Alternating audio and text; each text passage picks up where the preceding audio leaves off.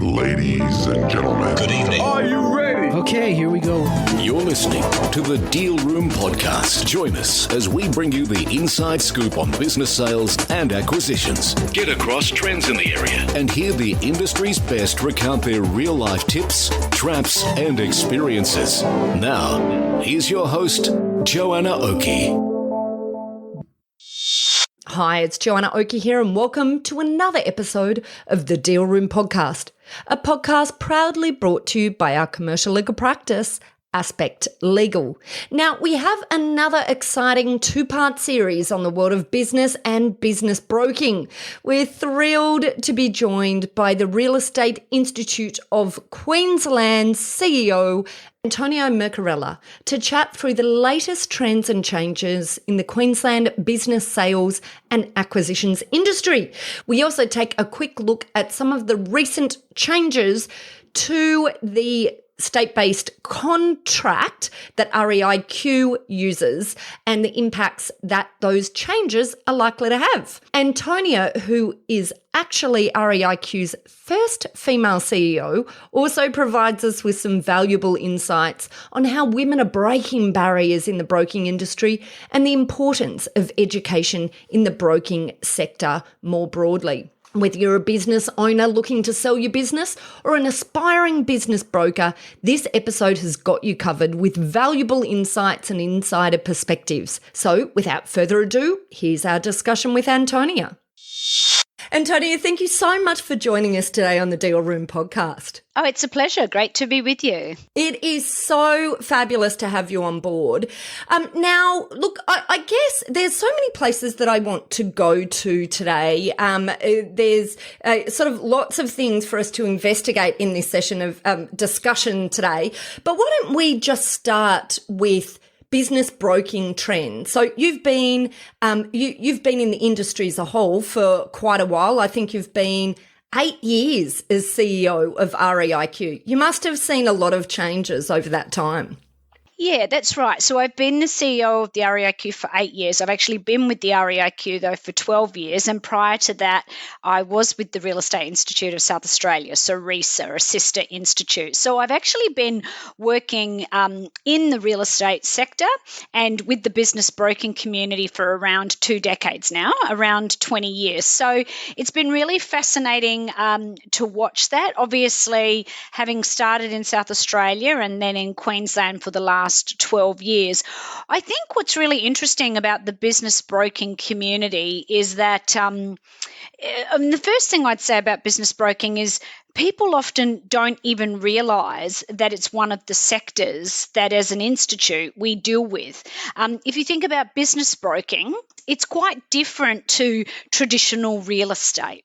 And often people don't understand that you actually need to have a real estate qualification to be a business broker. And so I think that's really fascinating. But the other thing I'd say is that, and no disrespect to the wonderful business brokers I've worked with over the last 20 years, but what I am seeing is that the level of professionalism and sophistication that's emerging in the business broking community is really excellent. We're seeing that there's a real changing face. So if I think about business brokers, again, most of the business brokers I have worked with, particularly back 20 years ago, mostly men of a certain demographic. And so certainly that's still a big component of the business broking community. But what we are seeing is we're seeing a lot more females becoming business brokers, and we're seeing younger people entering the profession as well. And I think we're just seeing an evolution of that community, and we're seeing people come into business broking as a subsequent career from such a diverse field of backgrounds. And I think that is really exciting, because if you think about business sales, you're selling all types of businesses, so diverse in nature. And so I think it's really important that you've got some life experience behind you, because inevitably you won't be able to have deep expertise about every single industry or every type of business you're selling, but you need to be able to have good commercial acumen. You've got to be able to have great communication skills. You've got to understand how to ask vendors of businesses the right questions, and how to assist buyers who are looking to buy a business. So I think you absolutely need to have a certain amount of life experience, but you also have to come from a place that allows you to have those skills that you need to be successful. And of course, we know that oftentimes business brokers tend to be accountants by profession, but we are seeing people from all walks of life joining the sector, and I think it's a really exciting time. It is an exciting time. I've seen the sector change so much since I've been involved as well. And I came into this, I guess this business sales sector, quite often, the volume of sales is generally under that $2 to $3 million point. So I came to this sort of portion of the industry from working on larger M&A deals and into this area where, and on those larger deals, we'd have corporate advisors rather than business brokers per se, generally share sale environment. But I found it very interesting when I became more involved in this sort of SME deal territory.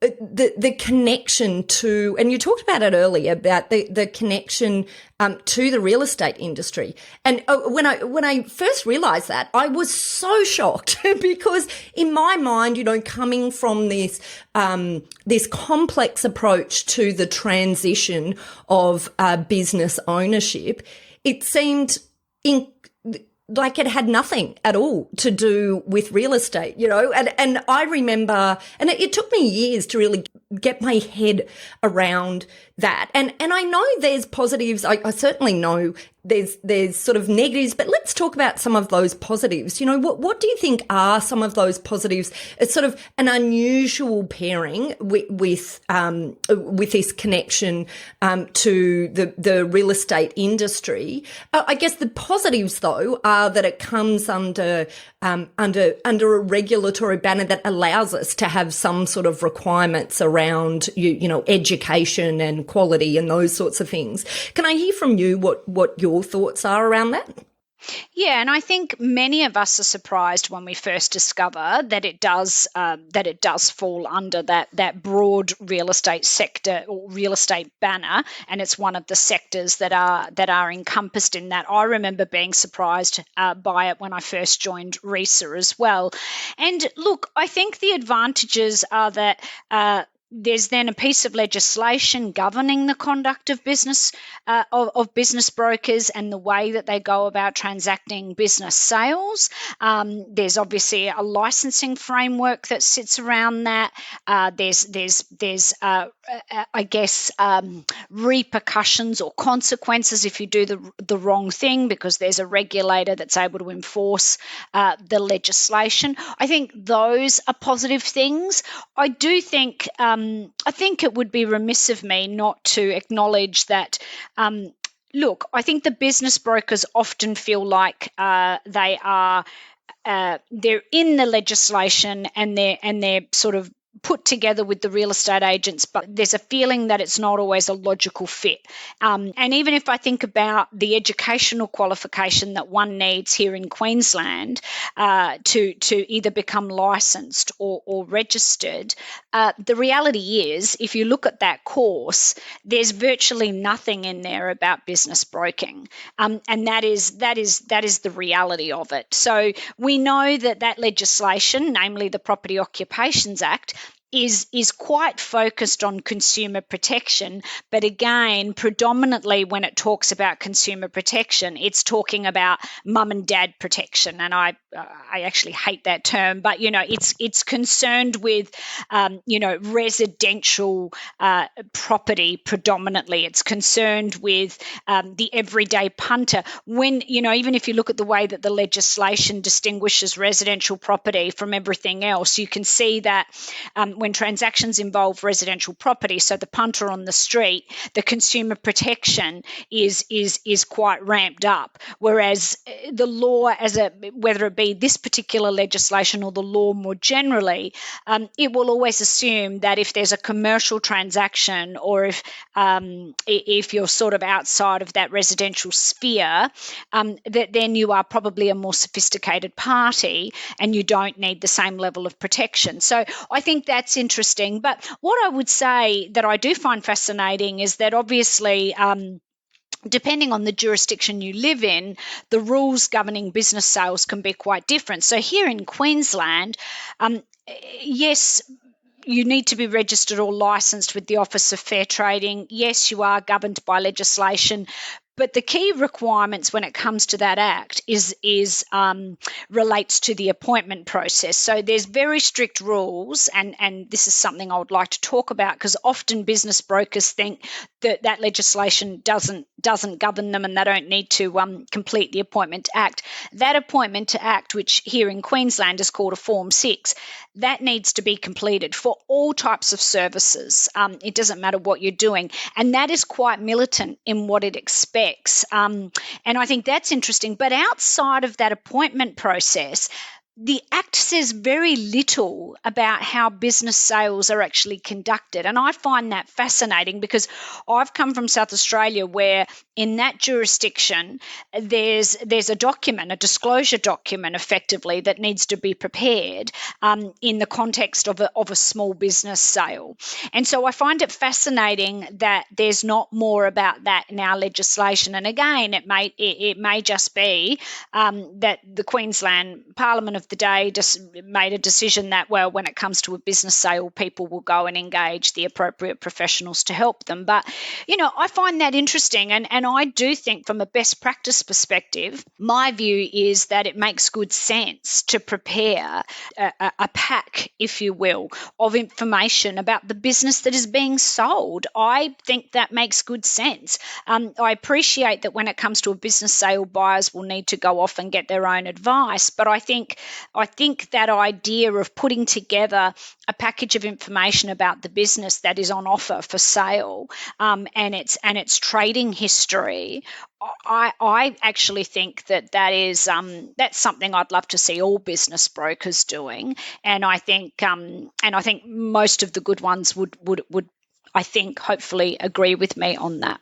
Yeah, absolutely. Gosh, there's so much in what you just said that I'd like to talk about. I'm not even sure where to start in it all. I guess the first thing, one thing, I just want to go back right to the beginning where you were talking about changes in the industry, a lot more women in the business broking industry. I just think that is just, it's fabulous. And I concur that it's something that I'm seeing as well increase over time. I'm seeing a lot of business brokers come in who have sold businesses. So business owners who've been through the process of sale, and have realised that, there's some opportunity to do it differently, or there's an element that they enjoyed. And I think that's a massive positive, because I do find that, and to your point about the legislation and the connection with the real estate industry, business broking is complex.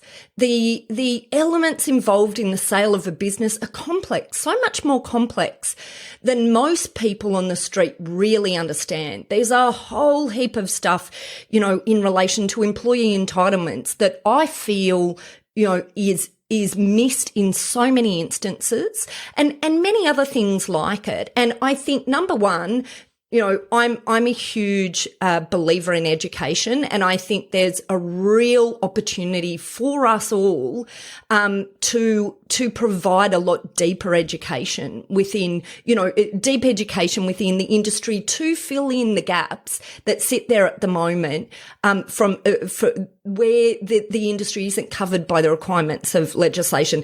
The second component is I find it fascinating that there's so much difference between the states as well. But sorry. Yeah. I'm going to throw something in there. I think, no, I agree with you. I think, if you think about if you think about a business sale, it can be across so many different kinds of industries and sectors. So there's that.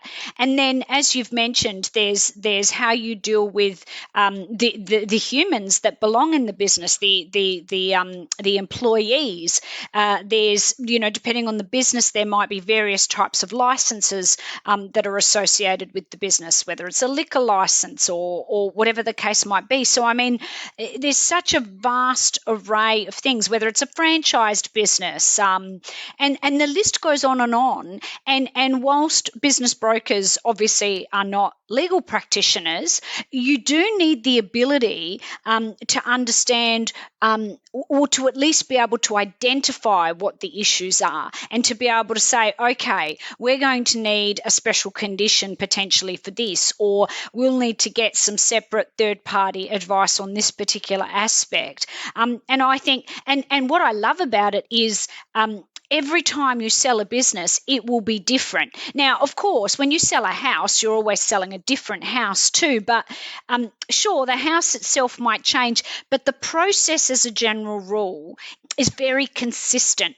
You can use the standard REIQ contract, and in most instances, it will serve its purpose very nicely. It might be subject to something, so you need to whack in a special condition. But when it comes to a business sale, it really is a case of every single business is different. Today, you might be selling a laundromat. Tomorrow, you might be selling a pizza joint, and then you might be selling something at the very other end of the spectrum. That's a really, really significant deal, and all that comes with that. But see, what I think is fascinating is that in many respects, I would argue, in my experience, that it's transactions that where the value is actually quite low. That's actually where I think you have to work the hardest, because one might think that the higher value of the business, the harder the transaction is, but I don't think that's the case. As someone who's previously run a law firm and worked as a lawyer, it is often those clients, those matters that are worth less, if you like, in terms of the value of them, because you're dealing with people who don't do this stuff every day. They're not necessarily sophisticated parties. They don't necessarily have access to the same level of resources that business at the other end of the spectrum has. And I actually think you're going to be working a lot harder. And it's not, and I'm not saying one is better than the other or anything like that, but I guess the point I'm trying to make is just the scope of the work involved for a business broker is just so varied, and you've got to be almost a bit of you've got to be able to identify all the different elements, and then to know what you need to do to deal with those different elements. So it's a really fascinating area, and I think it can be a really extraordinary and rewarding career. Yeah, absolutely. Oh, look, and being able to work with these, we have so many fabulous instances of working with people who've built a business for their whole lives, and they're getting to this point where they're selling it and then heading into retirement. There's a lot of emotion. There's a lot of emotion in this business sale and acquisition environment. It's a fabulous industry, but there's just a heap to get our head around in the midst of, there being the emotion on both sides of the deal quite often. Absolutely. Yeah. Well, you got to be able to wear that counsellor hat a lot of the times as well, because it can be so emotional to sell a business, especially if you've built that business from the ground up. You're handing your baby over, and it's not an easy thing for any of us to do. No, that's right. But it makes it a very exciting industry for us to be in, because it has so much impact on people's lives at the end of the day. Well, that's it for this episode of the Deal Room podcast. We hope you're now primed for your next deal with these pointers and have enjoyed these fascinating insights. Now, if you'd like more information about this topic, then head over to our website at thedealroompodcast.com, where you'll be able to download a transcript of this episode, as well as access any contact details and any other additional information we referred to in today's podcast. Now, if you'd like to get in contact with our guests today and the services they offer, you can go ahead and check out our show notes for a link right through to them and their details. You can also book in directly with our legal eagles at Aspect Legal if you'd like to soundboard your next steps, discuss a legal question, or find out more how we can assist, whether that's with buying or selling a business, or perhaps somewhere in between. Now, don't forget to subscribe to the Deal Room podcast on your favourite podcast player to get notifications whenever a new episode is out. We'd also love to hear your feedback, so please leave us a review and rating if you're already one of our subscribers, or even if you're listening to this podcast for the very first time. Every review helps our team produce valuable content for you. Well, thanks again for listening in. You've been listening to Joanna Oakey and the Deal Room podcast, a podcast proudly brought to you by our commercial legal practice, Aspect Legal. See you next time.